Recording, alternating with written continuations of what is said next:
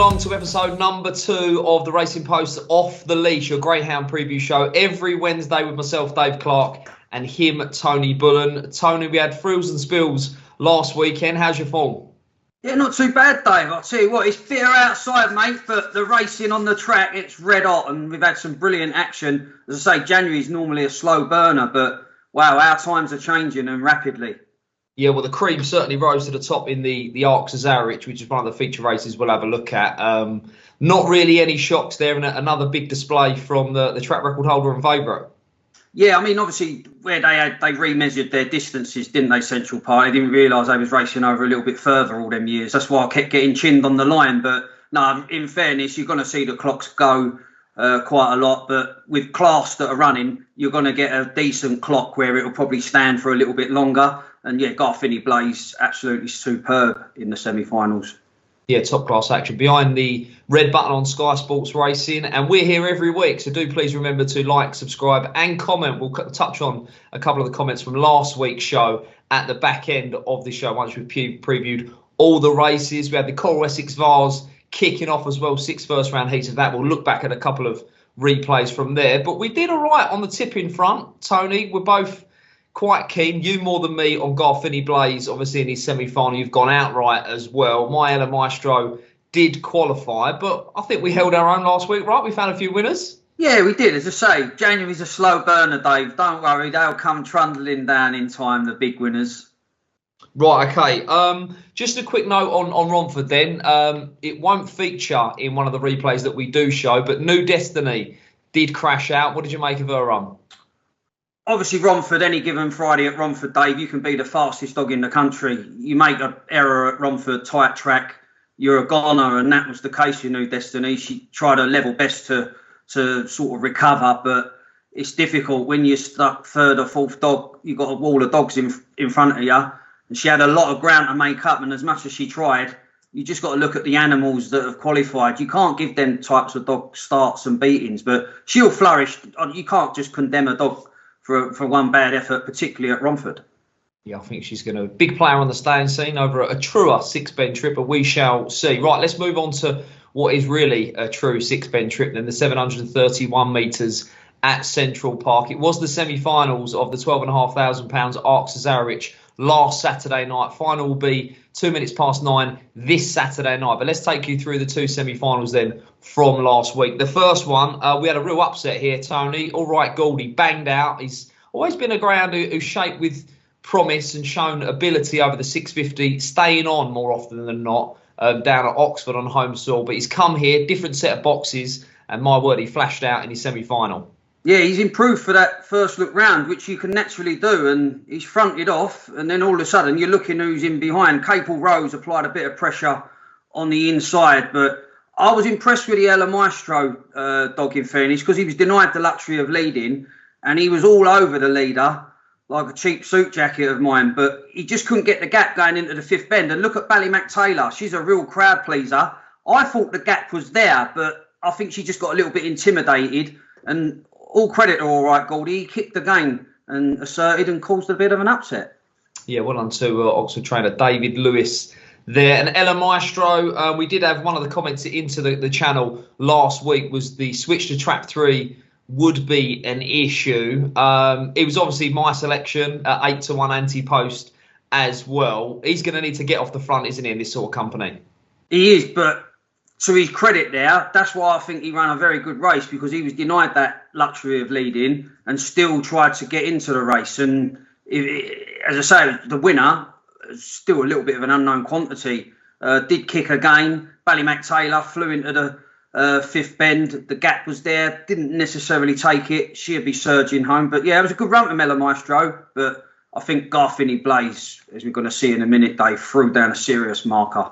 Yeah, a word on Ballymac Taylor for the 14 times champion trainer Mark Wallace. Now, in the first round, she was having her first start since November. And of course, naturally, she's expected to strip fitter. And trainer Mark Wallace thinks, yes, she will come forward, but don't expect to see her showing more urgency or more middle pace. She'll come forward, but she's all about stamina. And she's going to be a big player on the marathon scene this year.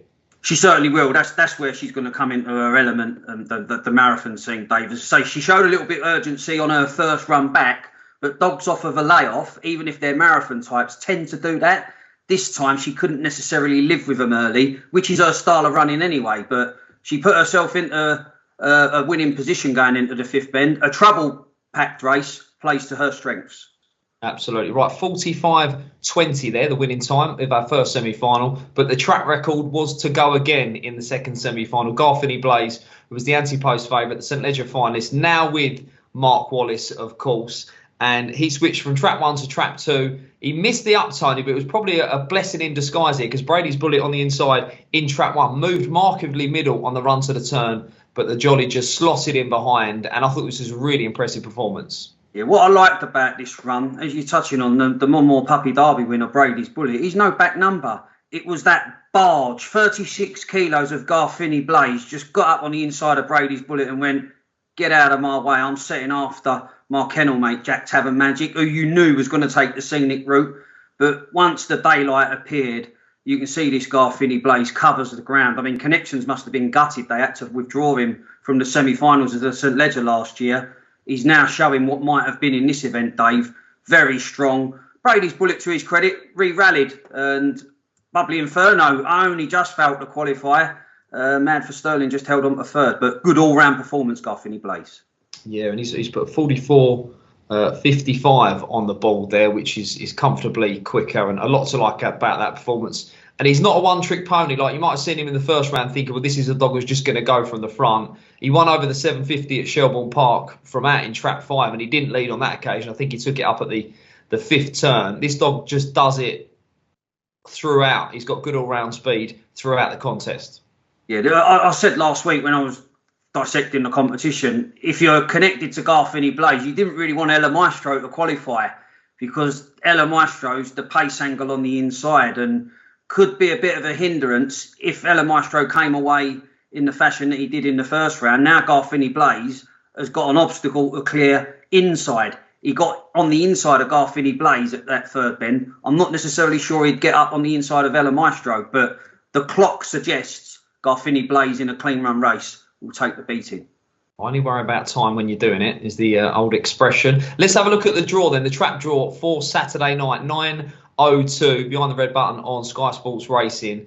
There's £12,500 up for grabs. It is a lap and a half of the track, but there is no hiding place over the 731 metres. Ella Maestro gets track 1, which could be interesting. Ballymac Taylor in 2, Brady's Bullet 3, Garfinny Blaze, the favourite, switches out to 4. He's been in 1, 2, and now he's out in 4. Mad for Sterling and All Right Goldie, who I'm surprised is as big as he is, Tony. I think he's about a pony 25-1 because, yes, he's got time to find, but he did just bang out and make all. And if he does the same on Saturday night, he's going to outrun odds of 25-1 for sure, isn't he?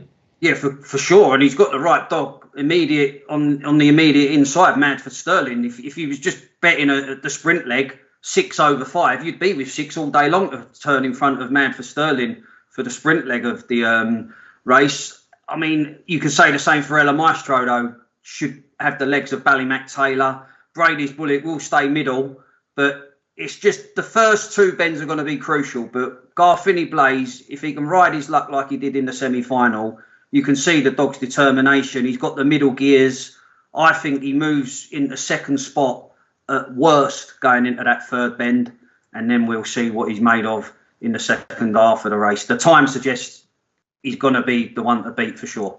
Okay, well, we'll get on to selections at the back end of the show, but I feel like I've got all bases covered because I tipped Ella Maestro on episode 1 at 8-1. I've put up Mad for Sterling, I think 16, 18, 20-1 price-wise in the Racing Post, and I'm probably going to go for Garfinny Blaze. So that's half the field anyway, but we will come back to the Cesarewitch final and how myself and Tony do see that. But we're going to move on then to Romford because there were thrills and spills at the London Road Circuit on Friday now. I had 6 first-round heats, the £10,000 Coral Essex Vase, and the first of the heats we're going to have a look at, well, this is heat number 4, and this was the fastest effort on the night here. This was a really nice performance from the recent 365 Challenge Cup winner at Oxford, Havana Top Notes. And Liz and Rad McNair, their team, they're going great guns at Romford anyway. They've got 5 into Friday night's semi-finals. And what did you make of this run, Tony? Well, he's just a true competition dog, Havana Top Note. I mean, he was Stayers Classic finalist. He was 3rd in the Hunt Cup at Oxford. won the Challenge Cup at Oxford recently. He's just got all-round pace, the dog. I mean, even over 4 bends, his form wasn't too shabby. But Roxy's Bullet set some serious fractions, 13.39 sectional. And Havana Top Note was just biding his time. And this is where he's a good dog. He picks his moments at the right time. New Destiny did her level best to recover from getting detached, but all-round performance Havana Top Note, real competition type.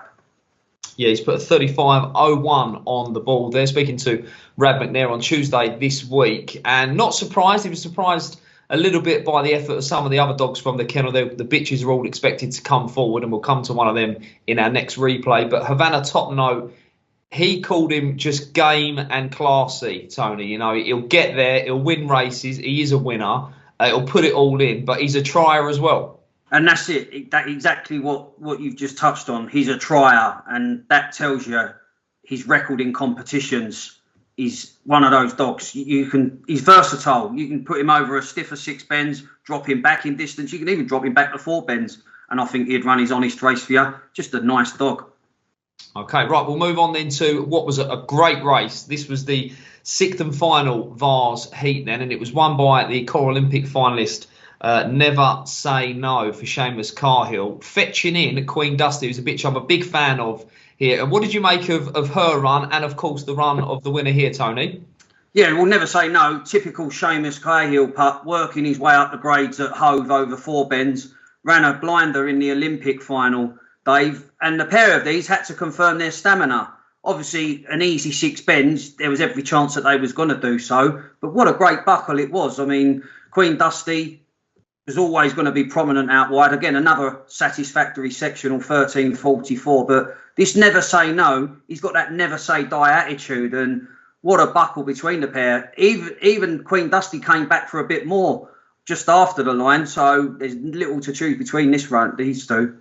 Yeah, winning time there, 35.28, Crossfield rear back in 3rd there as well. And just to touch on what Rad McNair was saying earlier on in the week, that Queen Dusty, Queen Leona and Queen Georgia were all expected to lead the run. Yes, Queen Dusty's been on the go. She obviously picked up the Puppy Oaks over the 500 at Toaster, but all 3 were expected to come on for the run, blow the cobwebs away. So we might see better versions of those 3 in Friday's semi-finals. And we are now going to have a look at them and try and pick through them. We've got some prices for you. These will be the outright prices up on the graphic as well. But we go to the first semi-final then, which will be the 8.44. Likely favourite, I think, is probably going to be Iams of Sydney here. Tony, in the black jacket, he's probably drawn a little bit wider than ideal. But how did you see this one? Yeah, he'd be favourite. I mean, I don't think he'd be very short. He set a decent time in the first round, but he's got a draw to overcome here. Sing Along Stacey, you won't get her off the rails. I mean, she'll be super glued to the inside. And if she defends the rails, it could be a congested race for the inside runners. King Ezra don't necessarily want to be that wide. And I thought Queen Dusty, with a similar split, can get off the front out wide and might just guts this out. Okay, she's got a good draw. She's going to have a good draw every round, I think. We're limited on the number of seeded dogs in this event. So she's got a big chance in the opening semi. We move to the 9.02 then, which will be semi-final number 2. We've just seen Never Say No fetching in Queen Dusty. Bags trap 1 on the inside here. Havana Top Note in 3. Ballymac John Joe wide here in trap 6. How did you see this one? It's an interesting semi, this, because there isn't any natural smash and grab type. I don't think you're going to see like a sprinting surge from one of these. I've got to be with Havana Top Note. Again, just all-round pace. I feel that he might even turn in front at the 3rd bend, which would be lights out for the rest of them if he did. Ballymac John Joe's very hit and miss. He does stay well, but he did get a little bit detached. He took a long time to get going last week. Did manage to qualify. Queen Georgia, who knows? The middle draw, Dave, might inspire a slick exit from her. But I'll be with Havana Top Note. The bookie's placing yet another Cat 1 final. Yeah, she was very fiddly around the first couple of bends there. I think she'll drive the turn better, Queen Georgia, from out in 4. So I'm going to be with the black jacket there to maybe get off the front. Right, the 3rd and final semi-final then, which will be the 9.21 here. And a ground who we've not seen yet, but it was certainly very, very impressive. Perhaps we'll show his semi-final success on next week's show, who knows. But Romeo Hotshot, who was a ground who was actually up for sale online during last week as well. But he went from the front. He's a dog who has got previous at Romford. Of course, he won the 2022 Puppy Cup. Dave Mullins, his trainer, has always fancied him as a decent stayer. He did it well last week, Tony. Again, a ground who I think might be, dare I say, even better out of a middle draw. How did you see this one? Yeah, I mean, he's probably got the one to beat, but Roxy's Bullet, if he can show that same sectional. Now, Romeo Hotshot's not going to have things all his own way. Now, he could easily rub one out if turning a clean second, but I'm going to take a chance with Bonville Jet here. I just thought that the dog came back to life last time out. It was a flash in the pan that he broke that well, but with Mini Bullet probably going in, Droopy Stairway was closely matched with Bonville Jet when they met in an S1 recently. And I think Maxine Lockstock could throw another spanner into the works. Don't get me wrong, if 3 goes bingo, makes the bend in front, he'll win. But Roxy's Bullet could be a bit of a hindrance, Dave. Okay, right, 18 remain then. They're the 3 semi-finals. Let's have a look at the outright book as well. Romeo Hotshot, who we just touched on there, is clear favourite. I say clear favourite, but it's quite competitive. Odds check is a bit of a mess as well at the moment as well. But I think he's just shading favouritism. Mini Bullet, Queen George Rhymes of Sydney have had a top mat. They're all bunched up in behind. We've then got Queen Dusty at 12. He's 14 bar. We lost New Destiny, who was the original clear favourite. It's a bit of a mishmash at the top at the moment, and it's wide open. It is. I mean, first to qualify format. I know there's a few people that are not necessarily a fan of that, but that's the way the numbers break up, unfortunately, in competitions. But I'm going to be with Havana Top. I thought 8-1 was probably big about a dog that loves competitions. I think Connections would be happy with the draw, and yeah, he would be my choice going into the semis. Mine is still standing, I'll have you know. Queen Dusty, 18-1 last week, and I'm not going to desert her either. We'll get on to picks a little bit later on, but she's still double figure prices. Again, she's going to get a draw. I think she'll win on Friday, so I'll stick with her. If I was going to have a play at this time, I think it would probably be Queen Dusty each way. Right, we try and tackle some sort of topic on every episode, so do get in touch with us. Remember to like, subscribe, and more importantly, comment below. Get in touch with us on social media, what you'd like myself and Tony to chat about. And we have 1 or 2 people mention sort of traps, hairs, all the issues going on at the moment. So we'll go into this one. I'm going to go with traps here, Tony, because we've just seen a couple of replays from Central Park who have got the sort of curved front, and Romford have got the more commonly used now, what I would call the up and over traps, where the front kind of comes out up and then goes over the top. Now, there is an argument that all traps, hair systems, sand, if you like, although I'm not sure about that one, given, you know, the likes of Hover on the coast, etc., should all be same, sort of uniformity, everything the same no matter where you go. Are you for or against that?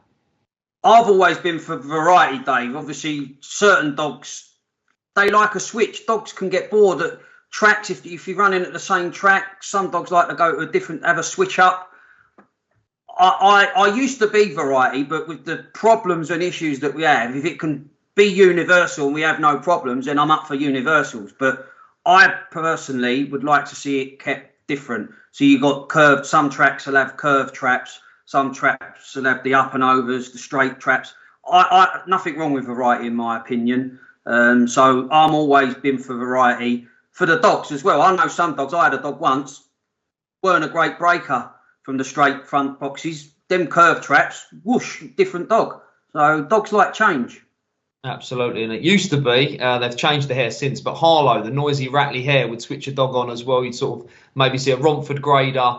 Ernie Gaskin used to do it, send one to Harlow for a trial or a one-off race, come back to a Grady race, and it would just bring the dog alive and smash out, they go the boxes. So there's definitely an argument for that. You touched on something there, Tony. Have you ever known tracks and, you know, up and down the country to have so many issues, you know, with it be the surface, the traps, the hairs, you know, there seems to be issues almost every day now.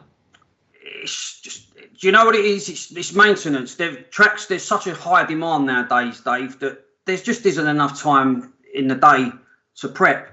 And it's poor, really. I mean, we need to get a proper team in, the tracks do, to maintain everything. You can't have one man sweeping up, doing the traps, doing the hair. It just ain't going to work. If you cut corners, errors are going to come into the fore. And I just think that it's time now where pride should be taken in all aspects. It's like the GBGB are governing the sport, but they're picking and choosing what they want to govern. It's like having a bucket of water. Start putting holes in that bucket, you're going to get leaks. Have a bucket that's got no holes in it, and then everything should run smoothly. Everything needs to be a well-oiled machine. To be true for you, and people will probably laugh at what I'm going to say now, and back in the day, people would laugh at Harlow. Harlow sets the standard for me now. They race frequently. Their surface is second to none, and they've got a good team around them. Dave Barkley's done really well. I remember when I went to Harlow, because as you walk in, at eye level, you can see the track, and I thought, that looks about 6 or 7 inches higher. And I spoke to Dave, and he went, yeah, I put a lot more sand down, packed it down so it's firm, and what a difference it's made. I must admit, Harlow, if you want to take any leaf out of anyone's book, follow the Harlow system, because it's the proof's in the pudding. I know he was championing his stats, everything. Even that, Dave, all stats and figures. A trainer of a horse can walk the course and see what their horse is going to be running. As a trainer, people should be able to go, right, that was the stats at Romford, that was the stats at Hoe. Transparency is key, and we haven't had that. Yeah, transparency, a very key word there, of course. And a nod for Harlow there, Dave Barkley and his team, from Tony. Right, we'll move on then to people that have got in touch. And we did get a message from Barry Rooney, 704. Now, he wants to see race replays everywhere. At the moment, they're not all accessible. I think we're trying to work very, very hard to get all replays onto our own greyhoundbet.racingpost.com website. Barry wants to see that. He also wants to see less of the split screen on PGR, which is sometimes covering up some of the live pictures. But we'll tackle the first issue first, and that race replays are absolutely essential, right? I mean, if you're a punter and you want to have a bet on a dog race, surely you need to be able to see how each dog ran 7 days ago. And what year are we in, Dave? 2024. We're more technologically wise, forward wise, with phones and everything now. It's laughable. It's like the sport does shoot itself in the foot. Even form. It was like getting online cards. There was an era where it was like tracks wouldn't put up their form cards. It was like, do you want people to come in and have a look at the shop window or not? It's like, don't put your stock in the shop window. You're not going to sell nothing. And videos are pertinent. And it's not just for punters. You could have a runner. And I know when you have a winner, you can watch that race 100 times. You just keep watching it and watching it with a smile on your face. That's what people need. There should be a go-to website where it's all there. You ain't got to navigate. You ain't got to go to different websites. It's all there in one place. Watch a video from last week, last year even. Lifetime form should be there. And it's crazy that it's not, really. Well, fingers crossed we can put it all together on the Racing Post Greyhound Bet website where we've got all the lifetime form. Right, let's get to business then, and let's get some selections for this week's action. I'll throw to you first, Tony. Now, you advised Garfinny Blaze. It was a 2-to-1 chance ahead of the semi-finals. He's now on 8-to-11 chance, 4-to-6. Where are you at now with this Cesarewitch final? If you was going to have a play right now, looking at the race, there's only 6 left. We're into the final. What do you do? I'd have a saver. Ella Maestro's around a 5-to-1 mark. You've got to have the saver, because the only thing that stops Garfinny Blaze hitting the front by the 3rd or 4th bend is Ella Maestro, in my opinion. Garfinny Blaze has had the measure of Brady's Bullet in heat and semi. It's the Ella Maestro that we've got to negotiate. Obviously, you're always keeping an eye on where Ballymac Taylor is, but if Garfinny Blaze can hit the front at the 4th bend, nothing can peg him back, because the clock tells you that. So Garfinny Blaze is the one to beat. But if Ella Maestro finds a set of trapping boots, game on. Okay, Tony, sticking then with Garfinny Blaze, perhaps a saver on Ella Maestro. Talk me through the 3 semi-finals then, the Essex Vase. How do you see them? Yeah, well, as you touched on, the I Am's a Sydney dog. He went quick last time out, but he's got trap 4 to overcome. Sing Along Stacey's not going to leave the inside. And although Queen Dusty, you could say she was vulnerable after leading last time out, but she weren't waving the white flag up the home straight. She's got a very good makeup. If she can come away, bang out the boxes, get to the front, she might defend the lead this time. Okay. And outright for the Essex Vase? I've got to be Havana top note. I think the semi-final that he's in, there's not a great deal of natural sprinting early pace. But I think he turns in a position, and he's just a gutsy dog. He'll run through a brick wall for connection. So Havana top note for me. Okay, right, I'll whiz through my selections as well then. Well, Ella Maestro was advised at 8-1 last week, and I think he's well drawn on the inside. But as I hinted earlier on in the episode, I think I'm going to be covering all bases here, because I think Garfinny Blaze is going to win this final. The dog starts, he stays. He proved at Shelbourne Park he can do it from almost any draw, winning over the 750 from track 5. He's in 4, but I don't think this is a race that's got an abundance of speed on the inside here. Now, Ella Maestro might lead, but I think Garfinny Blaze can be on the shoulder, on the premises, in a pitch with a lap to go. And then in which case, it's just a matter of him doing it right, making his move on a straight rather than a bend. I think that's the only way it can go wrong here. Ballymac Taylor, I think, is the one to chuck in your forecasts and tricasts. I think, as Mark Wallace, their trainer, suggested, that this 7-3-1's a little bit sharp for her, but she will be rattling home, and I think she'll be there or thereabouts. Essex Vase, Queen Dusty, I'm sticking with her. Good draw. She's out in 6. I think she'll come on for the run, just like Connections do. Good break, good pace. She runs a lovely turn, that first bend at Romford, and she's open to improvement over 6 ends as well, so I think she'll cut loose. Queen Georgia, I'm going to take a chance on. Cutting loose in the black jacket. I think she can find a start. I think she'll drive a better first bend, and she could go well off the front there. Can't be against Romeo Hotshot in the third semi-final. He was very impressive as well. And as I mentioned, I'm sticking with Queen Dusty. She was 18 before the competition. I'm surprised she's still 12 now. Yes, she got turned over, but she's open to improvement. So Queen Dusty for me there. Tony, it's been a pleasure as ever. Do, of course, remember that you can watch all of the action live on Sky Sports Racing behind the red button. Do get in touch with us. This show is about you guys watching, as well as the stars on the track, and myself and Tony. So do remember to like, comment and subscribe. And most importantly, please do remember to gamble responsibly. See you next week.